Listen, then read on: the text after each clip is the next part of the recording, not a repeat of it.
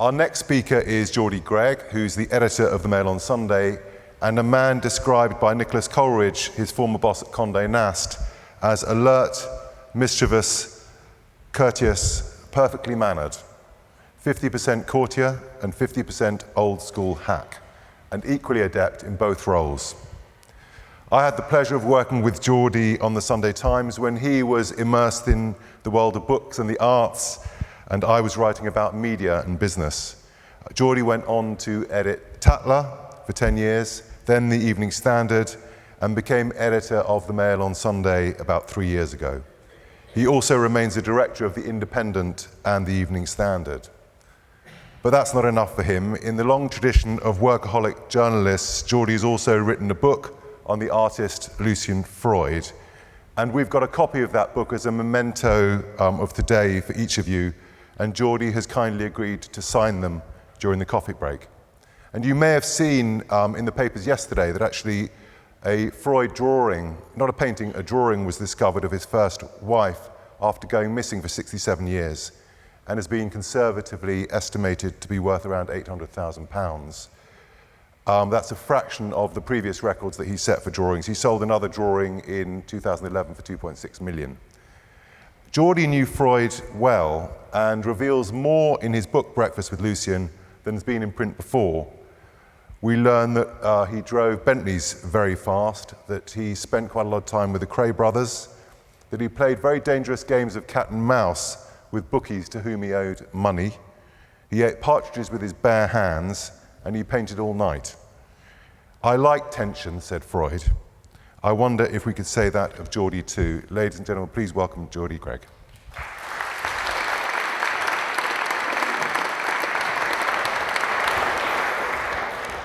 Thank you. Well, it's very nice to be here. In fact, I feel Manchester is practically becoming my second home, having been here for the Tory party conference, where it was a slightly different crowd. One of the joys and privileges of being editor is that you do get extraordinary access to people. And I had dinner with Cameron and then speed dated the whole of the cabinet the next day over breakfast, lunch, coffee, and more coffee. And it is that access which allows newspapers to revel in the information and the people and the changes which are affected by people. I just want to say how incredible it is to hear someone like Steve Richards, that lightly worn learning, that explanation, that ability to capture all our attention, that analysis. That's what newspapers is about, and is why he is one of our most respected commentators on the political scene in newspapers. Newspapers are addictive. If I had to invent a form which would be something which could be thrown away, something that could be preserved, something that could be folded, could even be ironed, something that is easy to sell, something that is cheap, something that if kept for a long time can become valuable, something that can be passed along, something that is printable, holdable, foldable, and disposable, how could one invent it? It is the genius of the newspaper.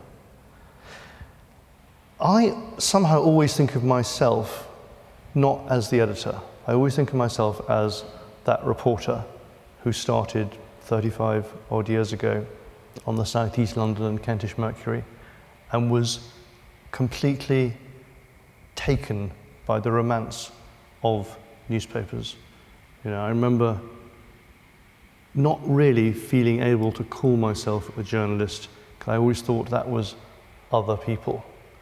They were those people who jumped on planes, the war correspondents, those boys' own adventures and girls' own adventures where people did brave things, uncovering dastardly acts, people who shone torches into places where those who were hiding there didn't want to have the light shone on them. There was a sort of romance and courage and bravery and an adventure. And it always seemed to me it was rather amazing people who did that. And it is an amazing industry, and my goodness, has it changed since I first started. I mean, it was lead printing. I remember, first of all, being in the print room, and I was about to move a comma less than a centimetre. And a guy over my shoulder said, "If you move that, mate, we'll all be out for at least a week." And there would have been a strike. How we've changed. I remember the day the fax machine came into my office in Deptford, and it was as if something, Doctor Who had left a new device for us all to use. How we've all adapted and survived is testimony to the greatness of newspapers. And it is sort of miraculous to see. I'm the sixth newspaper of the Mail on Sunday. And when we began 32 years ago, we were number 8 in the market. Today, we are 1/2 in the market. We briefly overtook in our ABCs The Sun in the spring to become the largest selling Sunday newspaper. And we both now duck and dive to try and achieve that, with the Murdoch camp pumping in extraordinary amounts of money to try and make sure that we don't, and us trying to use extraordinary amounts of ingenuity to try and beat them at news. Because news, in the end, and entertainment, and having a flavour for what your readers want, is what beats everything. It's what makes newspapers have a heartbeat. It's what makes them entertaining, essential. And there's an element where we always have to be aware of change. I was in China with George Osborne when he went on his Northern Powerhouse tour. I have to admit, I did leave him for a short while he was introducing high-powered local officials from Chengdu to high-powered local officials from Manchester and other northern regions to briefly go and see the giant pandas. Sorry. But actually, that is the curiosity of the journalist. I just knew I was not going to be in Chengdu in the northwest of China probably ever again. And part of newspapers is a mixture of the high and the low. It is having a political aim as well as an entertainment aim. It is about gathering talent, and there is supreme talent in newspapers. And one of the joys of being, and privileges of being an editor of a newspaper, is that every day you go into your office and you have meetings with people who know their subject backwards, who are more ambitious to make sure that they know that subject and to bring forward new information in that subject and to make an impact with it. It's a changing world, though, and newspaper editors have to adapt to survive. We have to thrive to survive with different skills. And part of that is being aware of the commercial necessity of which we need to adapt to. When I was bizarrely editor of Tatler, negotiating to buy with a former KGB officer the Evening Standard, and we bought it, I became editor, all very exciting, until we woke up that morning and realised the Evening Standard lost £30 million a year. Shit. What do you do? And we realised we had to do something really dramatic. And we went free, and we made the workforce smaller, but with a pledge to keep the quality high. We retained what we felt were the essential best things. That was the voices, the talent, the aspiration, the ambition, the sense of fun, and the voice for London. we madly went on the tubes and on the buses with an advertising campaign saying, sorry, we apologise for not being in tune with London readers. And we then went on briefly with a campaign to say, we promise. It's promised to listen, to learn, to adapt, to be the voice of London. And now we are making £4 or £5 million a year profit. It's one of the most extraordinary turnarounds. And that's because print has a magic. People love print. People have a habit-forming addiction to print. But it's not something which we can ever take for granted. And the Mail on Sunday has, our average age of our readers is about 53, young. And I see you're all under 53, no one else, apart from Steve and I, who are clearly over 53. And it is Middle Britain. It is that extraordinary sense every weekend we defy gravity. I'll explain what I mean by that. If you ran a hamburger restaurant and every evening you said, come on by, from 11 p.m. onwards, free hamburgers. You can buy them in the morning, but you're going to give you free hamburgers, free all night. Do you know what? Free all the next day. Or you can buy your own hamburger. And that's what happens every day every Sunday with 1.6 million people. They buy the newspaper even though it's online free. Why? Because it feels better, it's there, it's that brilliant format which I described, and it is part of the habit and desire of a way to digest, enjoy, share, imbue news. And that is somehow magical. And the magic of newspapers is what people sometimes forget, as particularly, I would say,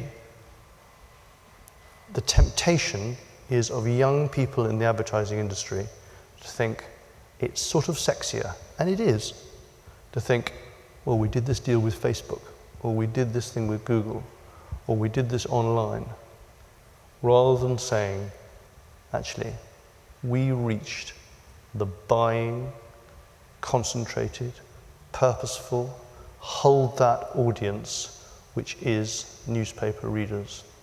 People hold on to a newspaper with their attention far longer than any other format. We see it when you're in someone's house. You see it in your own house. You see it on the tube. You see it on the aeroplane. You see it in the waiting lounge. We see it the whole time. Newspapers are the format which hold attention, which create sales, which make which market products in a successful manner, which create sales. I realized pretty early on, through my experience at Condé Nast, the largest magazine company in the world, quality magazine company in the world, where the division between editorial and commercial is far less stark, that we all combine and help and aid each other, was a model which was going to have to be taken up by the newspaper industry, and it has. When I was on the Standard and now on the Mail on Sunday, I never had any objection. I made this known to our advertising director. If you find the right client who will buy page 2, 3 as an advert, and it looks good, and it will sell for a premium, sell it. Think of Vogue. Vogue has, on a good day or a good month, 30 pages of advertising before you reach the editorial. Now, they got used to that. In fact, they love it, because it's part of the mix and makeup of a luxury magazine. You know, I mean, of course, everyone in this room is pretty much too young to remember that, you know, adverts used to be on the front page of the Times. Now, that is, I don't think, something we're going to go back to. But the back page, different shapes, native advertising. All these things were up for a conversation, how your imagination can reach with our shared product to make a difference, to keep us surviving and thriving commercially. Strangely, even though we're in a world where everyone says newspapers, how long will they last? I always say that Rust Belt industries go on far longer than anyone ever suggests, and they make money and they are successful. It will be the same with newspapers.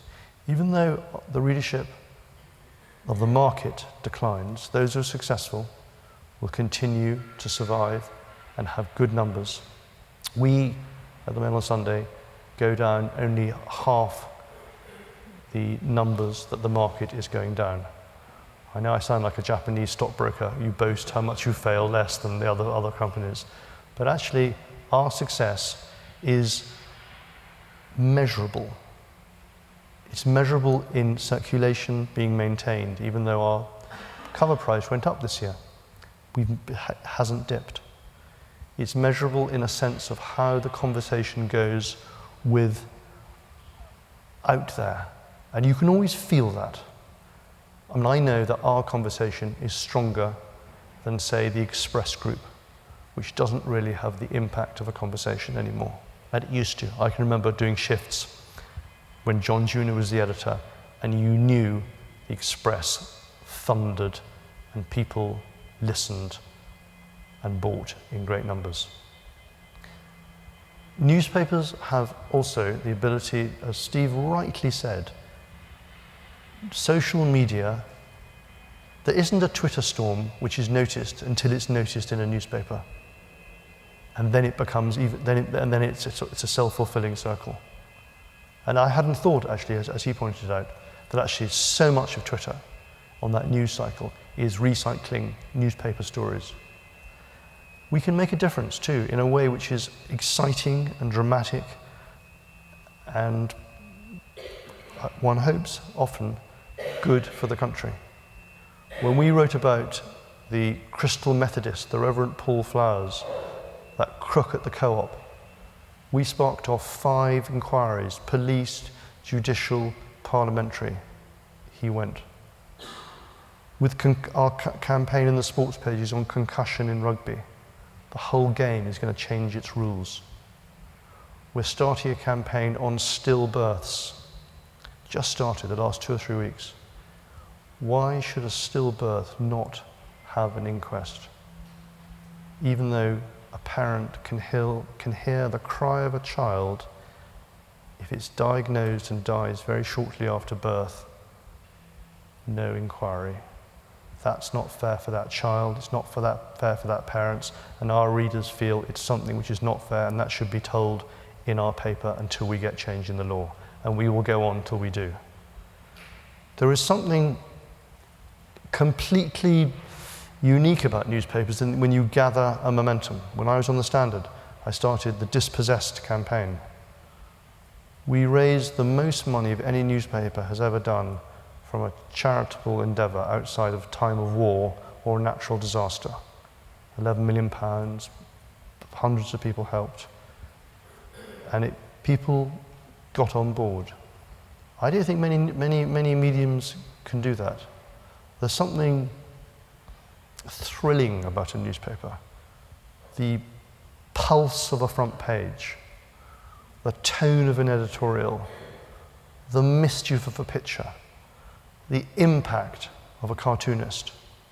All those things, if they go, whew, what a loss. It's sort of irrecoverable. But we can't, it's no good me just saying, oh, it's already a good thing, everyone's got to buy it. We have to fight with every nerve, with every bit of intelligence, every bit of imagination, in order to keep readers there. And we will. We absolutely will.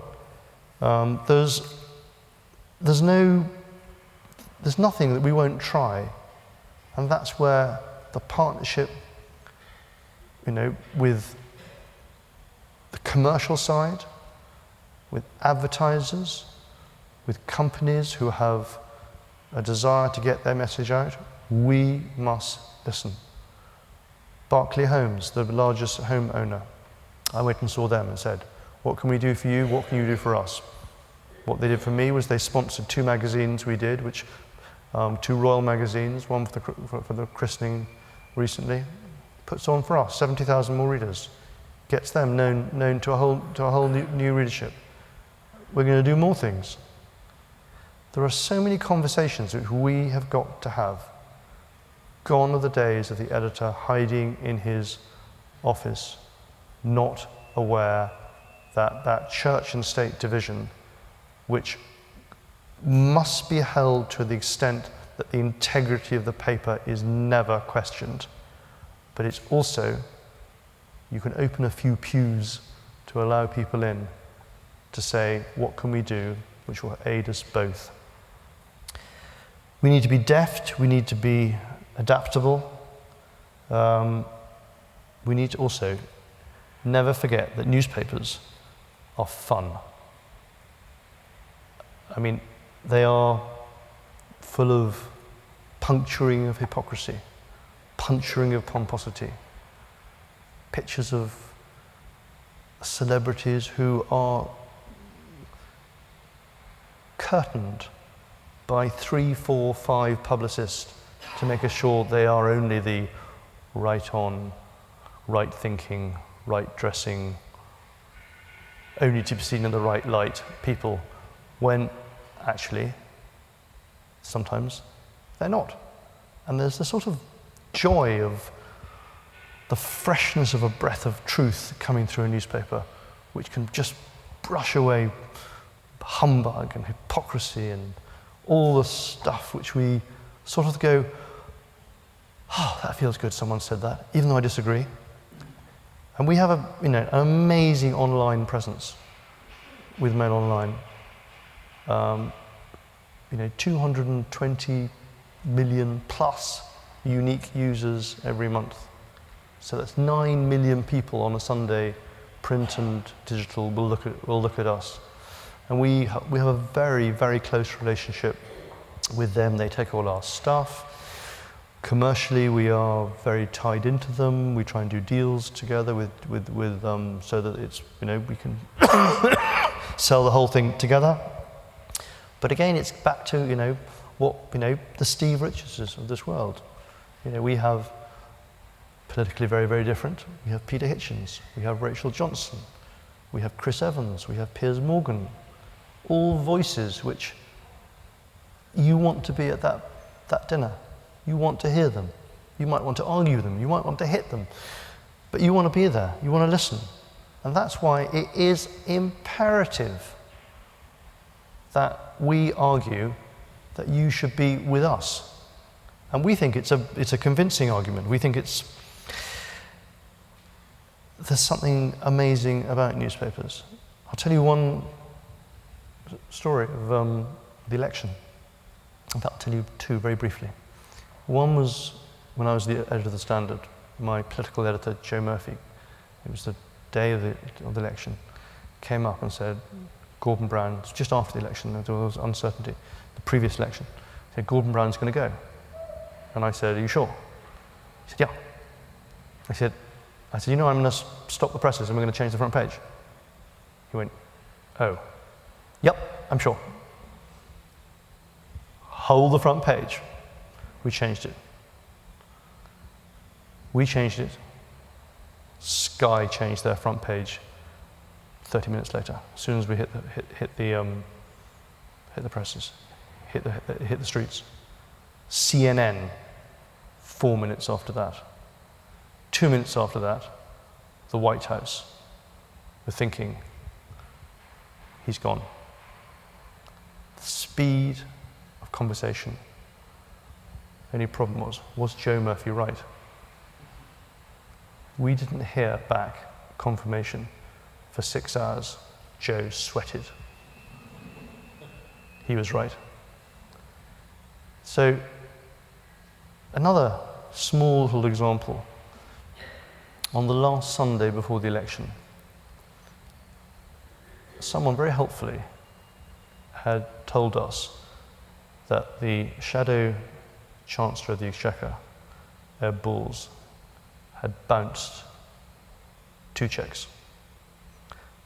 We even had copies of the cheques, which were to either a window cleaner or a decorator. So on that Saturday, Ed Balls calls me up and said, "Look, it's really unfair, Geordie.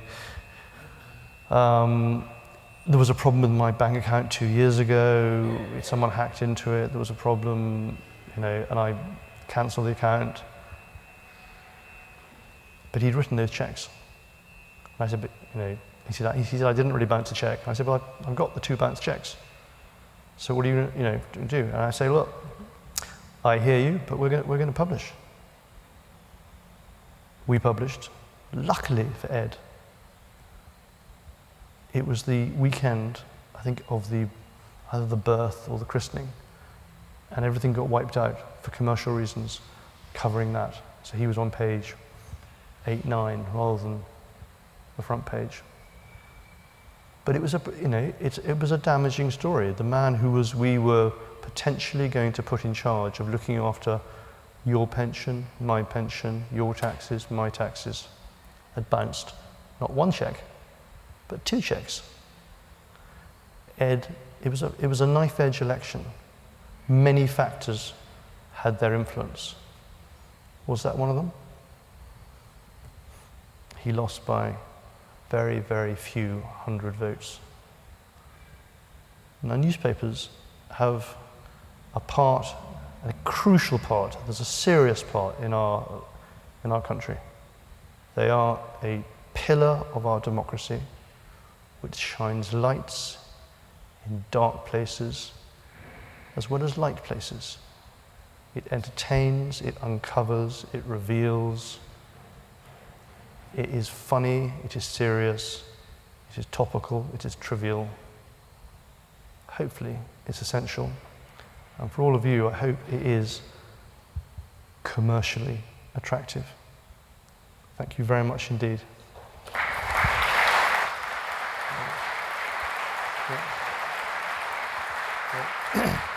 Sorry, I go on too long. No, it's fine. We've got time. Geordie, have you got time for one question? Yeah, of course. Geordie, we've just got time for 1, maybe 2 quick questions for Geordie. Has anyone got any questions they'd like to ask him? Over here, please. Hi, Matt from Mediacom. I love the passion, Geordie. Right at the beginning of your speech, you were talking about desperation for news and the competition against News UK. And obviously they're throwing a load of money in it. You're trying to find other ways of getting stories. Rebecca Brooks is back in. We don't need, in this industry, another News of the World scenario here. I'm a little bit concerned we're all desperate for that news again. Got any views on that? Sorry, your question is?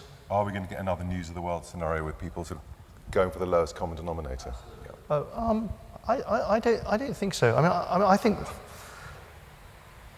the change in our industry with Leveson, with the closure of the News of the World, there's always an element of, he would say that, wouldn't he, when one says this. But it is a completely different landscape in which we operate today. The safeguards, the new rules for which the hoops we have to go through, the care we take, the legal advice we take, the mood change. It is immense what's happened in the last 2 years. I think we're far more careful. I think sometimes we're almost too cautious. I don't think we're ever going to go down those old days of the News of the World where there was well, to be honest, there was criminal behaviour at times. I think we've, and it was an isolated couple of papers or so, which did tar the whole industry. I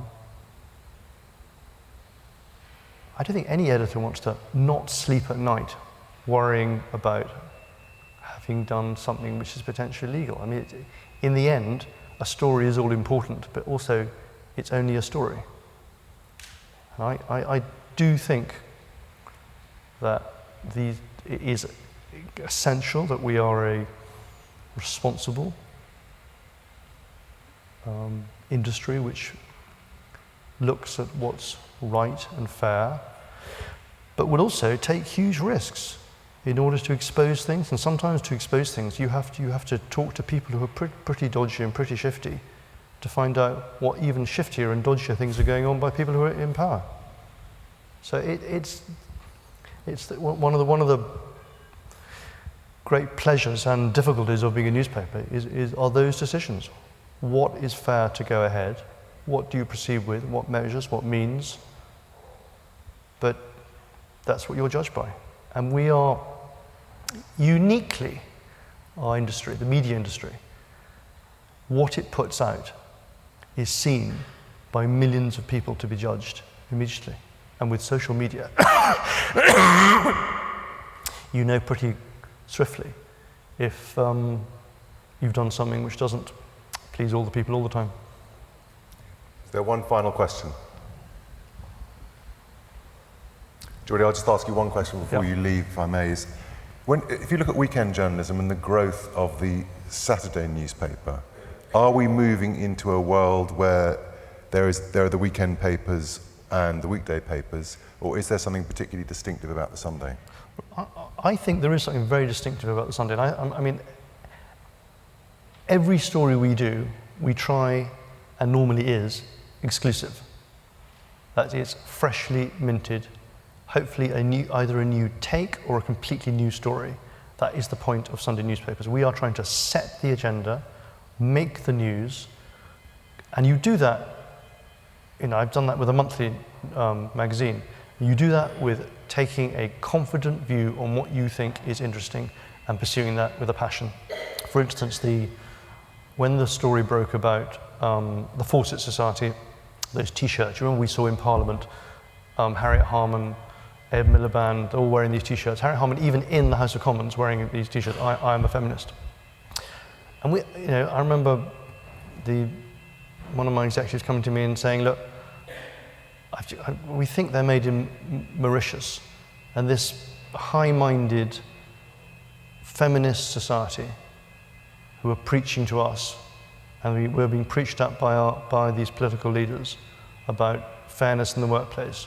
I just wonder where they're made. And we sent someone off to Mauritius who found the factory, and we found that they were being paid 62p an hour, slightly less than the national living wage. And we ran this story, and it was fun, it was decisively impactful on the hypocrisy, and it caught the imagination. And those are the sort of stories where you, as a paper, you just think, let's go for it. We could have spent £2,000 or £3,000 going out there, or everything in, and it got nothing. But you take punts. And that's what Sunday newspaper is about, because you can lose a story on a Saturday. And the Mail on Sunday is in an island of its own. We have a separate staff from the Daily Mail. There is very little communication or zero communication on what we're both doing, apart from on sport, where we have a brilliantly shared sports team, but we have our own sports editor who leads our team magnificently. So it is, in the end, it's following your instinct. That's what you all do. You all follow your leads, you follow your ideas, you follow your logic and emotional thoughts of where you're going to do your best for your company. That's what we do too. Thank you very much. Thank you, Geordie, for such a powerful and passionate articulation of the role of newspapers today. Really enjoyed it. Please, can you all thank with me Geordie for his speech today. Thank you. Thank you so much. Thank you.